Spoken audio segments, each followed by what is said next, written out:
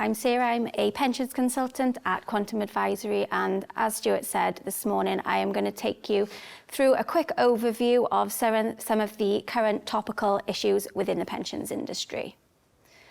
So first up then, we're going to take a look at the Purple Book and the PPF levy. So the Purple Book, also known as the Pensions Universe Risk Profile, highlights trends in DB scheme funding, demographics and asset allocation. The Purple Book is released during December every year, and it covers the period from the previous April to April.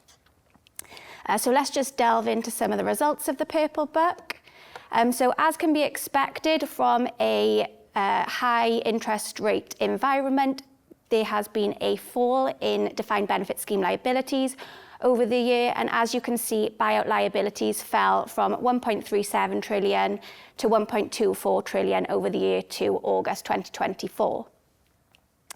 This fall in DB scheme liabilities caused an improvement in funding positions, which has been seen as now a number of schemes are currently in a surplus, and some are even looking to buy out with insurance companies.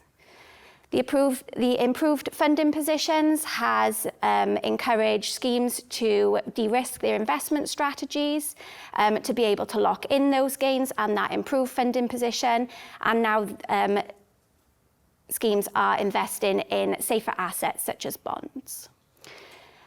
As a result of the improved funding position, the Pension Protection Fund, or PPF, which is the lifeboat for defined benefit schemes, is seeing less future risk and is therefore able to reduce its PPF levies that it charges to schemes on an annual basis. As you can see on the screen, back in 2023-24, this was reduced down to 173 million.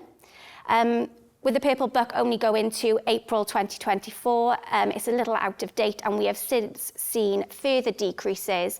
In 24-25, it decreased to 100 million and is projected to decrease further in 25-26 to 45 million. It has been suggested that future PPF levies could go down to zero. However, current legislation is currently preventing the PPF from achieving this. Legislation currently states that the PPF can only increase or decrease their levy by 25% each year.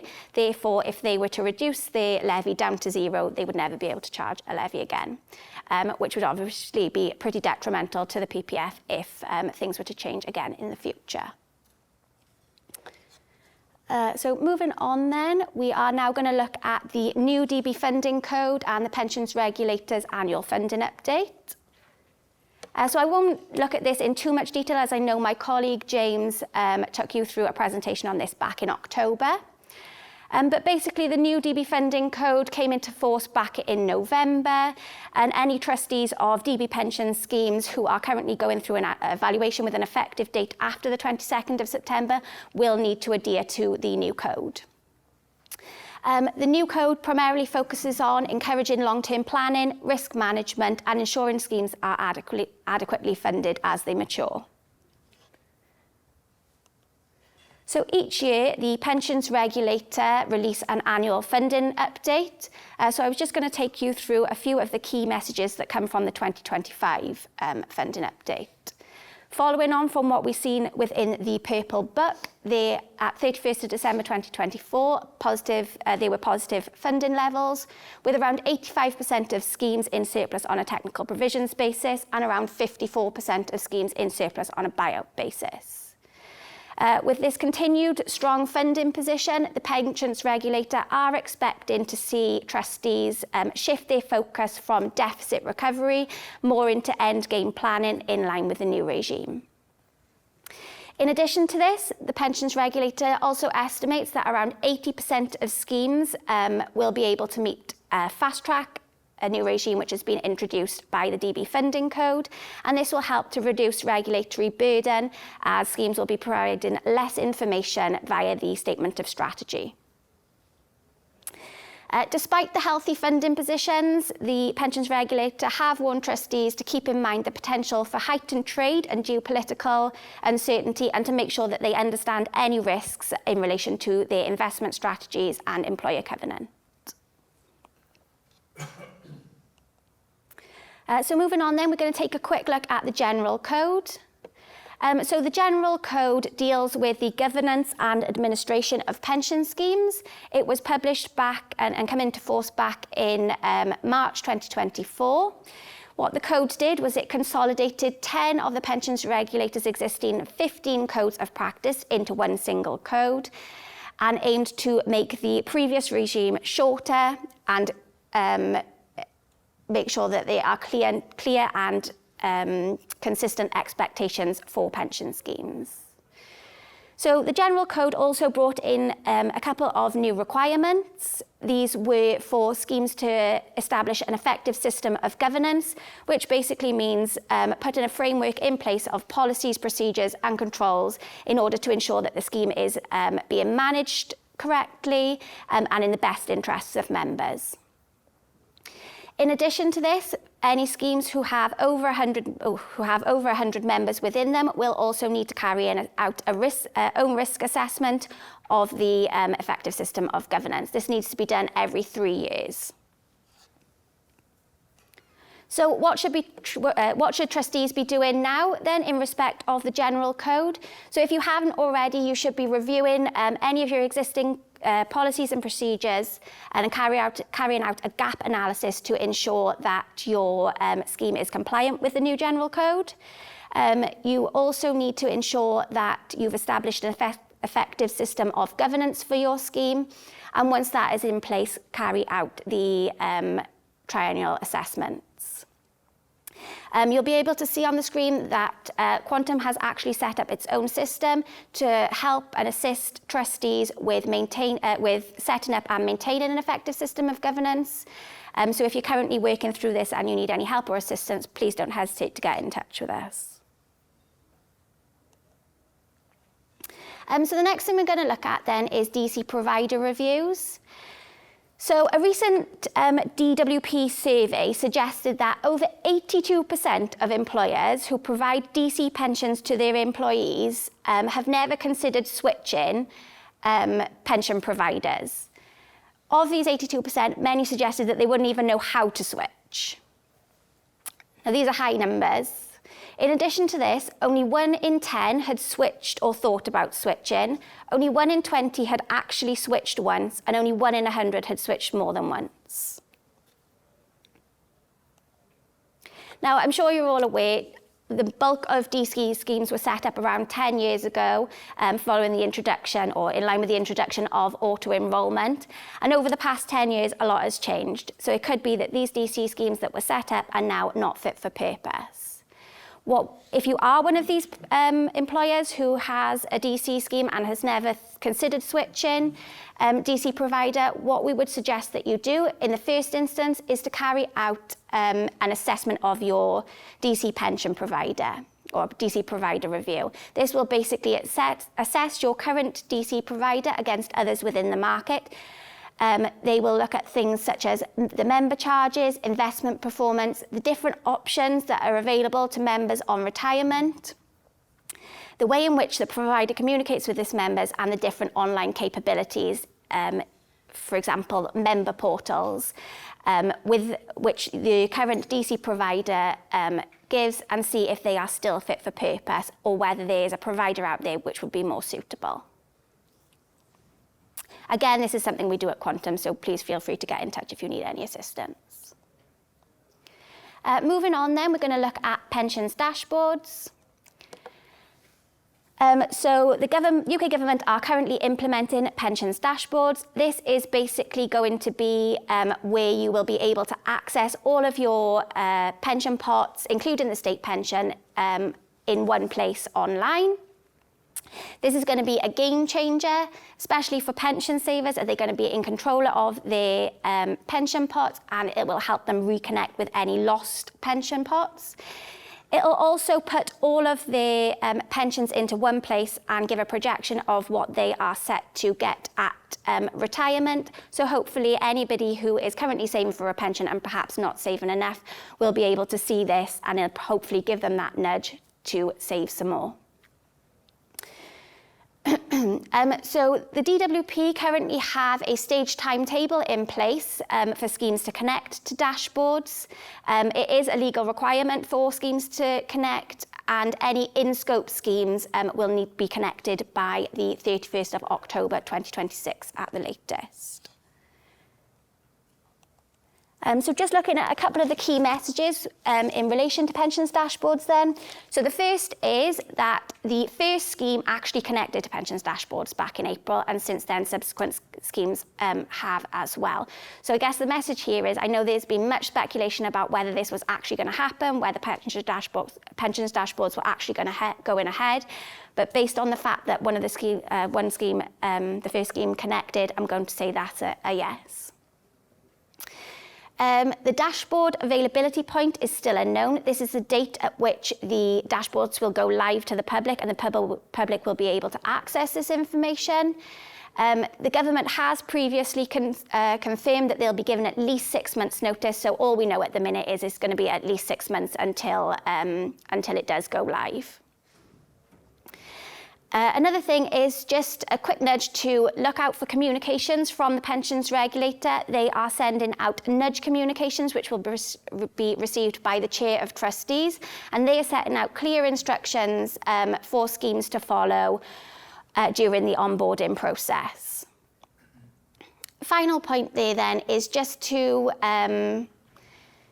make people aware that during the onboarding process, one of the things that needs to be done is the scheme's data needs to be confirmed and verified. This is just a little thing from us to you to say that from our experience, even the schemes with the best kept data will have errors and omissions. So to start looking at your data sooner rather than later. So moving on then, we're going on to the Pension Schemes Bill. So the Pensions Minister has recently confirmed that the Pension Scheme Bill is aiming to create a more streamlined, efficient pension system. A couple of the key propositions for the Pensions Bill are the surplus release for defined benefit pension schemes and also small pot consolidators for defined contribution pension schemes.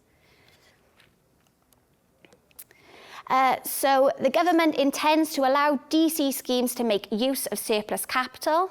This, however, will only be available to schemes that are in a surplus on a low dependency basis, as defined by the pensions regulator's DB funding code, and the surplus release will be subject to a 25% tax charge.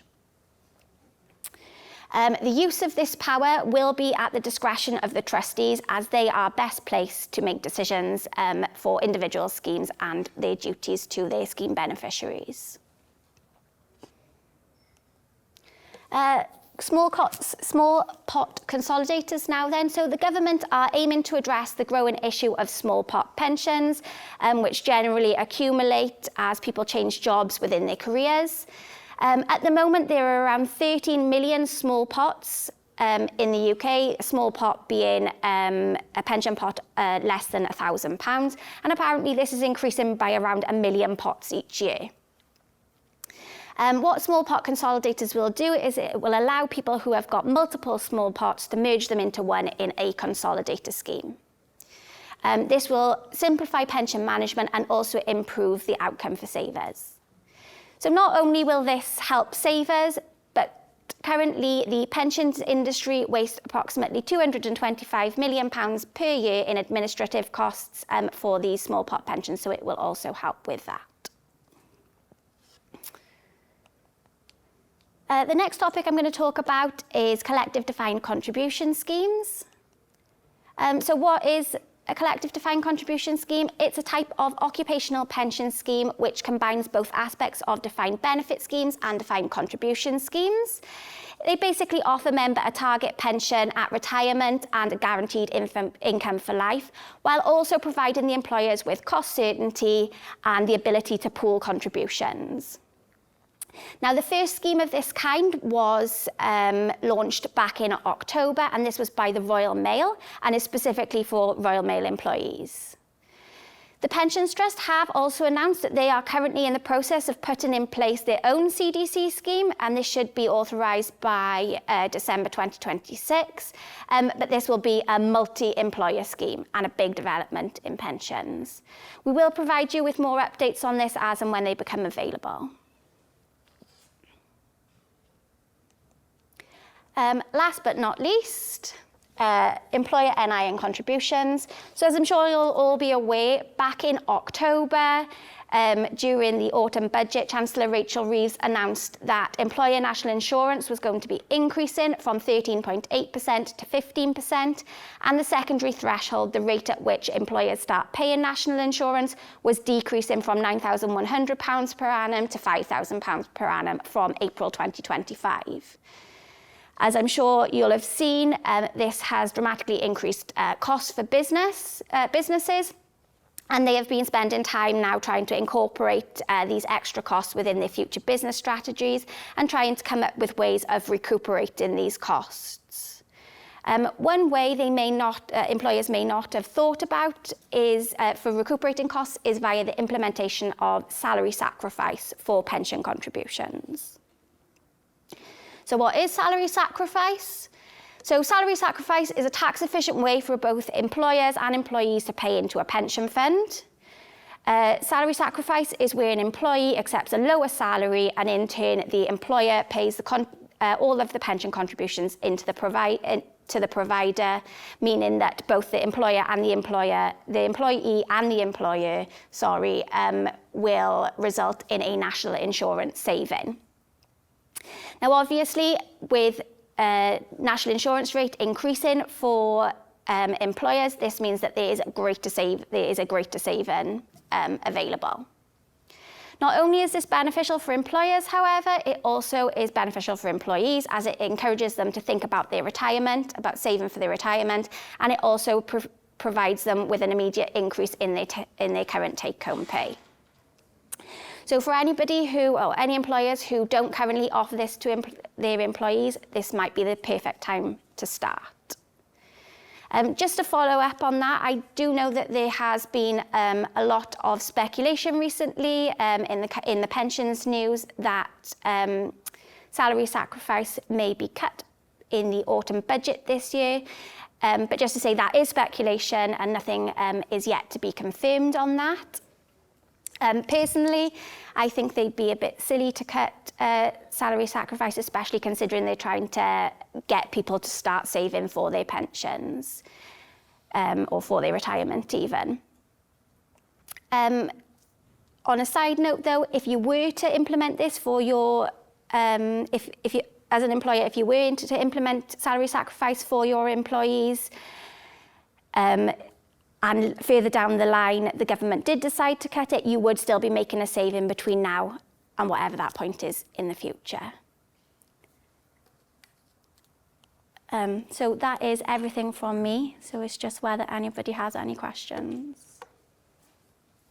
Are there any limits to the amount of salary sacrifice that can be made? That is a good question. I'm going to refer that over to Stuart. I'm hoping he might be able to help you there. So again, you can sacrifice, I think, up to a portion of your salary. So there are some limits, but obviously it depends upon how much you pay into the pension. The more you pay into the pension, the bigger the saving you make, really. So that's the way it works generally. There are some limits, yeah. Thank you, Stuart. When the pension dashboard comes into place, different companies have varying qualities of presentation now. Will the good ones just kind of let go of their good sites and it all comes down to the however good the dashboard is? I don't think so. I mean, this is just a personal opinion. I don't think people will stop using their own portals that they have set up. I think they'll still all be in place, but this will just be a way of accumulating, I guess, all of the pension pots together. Because they'll want the brand, and, you know, the individual companies will still want a good face. Yeah, understandable, yeah. I think it's all about consolidation, so you can see everything in one place. As you say, I think there'll still be pension providers still have their own portals and do projections around that as well, things like that. That'll still be in place as well. Yeah, so it could be confusing in some respects, couldn't it? It could be confusing. But, yeah. I'll throw in a comment on the earlier gentleman's question. I'm in a salary sacrifice plan, and the only limit I'm aware of is the £60,000 limit on pension contributions each year. Yes, correct, yes. You know, I've had months of 95% contribution. That's correct, yes. Yeah. I mean, you can pay more than that, but obviously it's not tax efficient then, that's the question, yes. Yeah. Right. Just interested in, with the DB funding code coming in from schemes from September, schemes having evaluation, after September last year. What's been the experience of clients in terms of how different it's felt going through that process versus prior to the DB funding code, do you think? I think it's quite early stages yet, because I think we're now currently at Quantum going through our first few valuations and the new funding code. We're working behind the scenes yet, so I'm not aware that we've delivered any sort of advice yet. Obviously, we're taking our time as things have changed. I think could answer that question maybe in 3 or 4 months' time when we've gone through the first lot. It's a good question to ask. There will be changes and it'll be different. Yeah, sure. Thanks. I'm not sure who this question is best aimed at. Could be anyone. The current government is making noises about encouraging pension schemes to invest more heavily in the UK. Do you think that's going to be linked generally to the larger funds, or do you have any ideas about whether it's going to be blanket, how they're going to do it? Obviously, it's going to have a major impact on the investment performance. Just thoughts generally. Yeah, I'll take this one. So I think currently it's all voluntary, and it has been aimed at the biggest providers. So that would be the answer there, and they've made a commitment to, I can't remember the percentage, but move a certain proportion into the UK. You hear a lot of speculation about whether it's going to end up being mandated, and I think the government's also kind of tying this up with a consolidation agenda as well. So they're starting to say things like, if you don't have the governance budget to be making these kind of investments in the UK, and they're thinking about kind of private infrastructure type investments there, then they might be thinking about kind of compelling consolidation. But I mean, it's all speculative at the moment, so have to just watch this space essentially. Yeah, I'm just wondering, going back to DC switching, you were talking about that earlier on. Are you seeing any particular kind of reasons why pension companies are not switching? Is it general empathy, or are there particular reasons you are seeing? I think it is. I think generally it's lack of awareness, the fact that they think they've got a pension in place and that's fine. Things have changed, moved on, as Sarah said, really. So I think a lot of it really is just lack of understanding, I'd say, really, is the main reason. There's not a huge exercise to do. And then when you do it, changing going forward, you change for future contributions, and obviously employees can then move across what they built up into the new one they want to. But again, it's not a huge onerous job to do, really. So I think it's just lack of knowledge, understanding, really. The pension dashboard, previous administrations and current administrations don't have a great reputation for the accuracy of data. They put on collective databases. So one, how do we know that the dashboard is going to work? And also, how does GDPR work in relation to that? It sounds like a nightmare. Two really, really good questions. I think, I know personally from Quantum, we're now currently putting a few schemes onto the dashboard, looking at our data, and it's taking a lot of time and effort. But again, we're comfortable with the data that we've got, and hopefully other organisations like us will be the same as well. When it comes to GDPR, really good question. I generally have to refer to my colleague who's not here today, who's manning that project. Unless anyone else in the room knows the answer to that question, Robin, would you know? No. But we can find out for you. We can find out for you and get back to you on that one.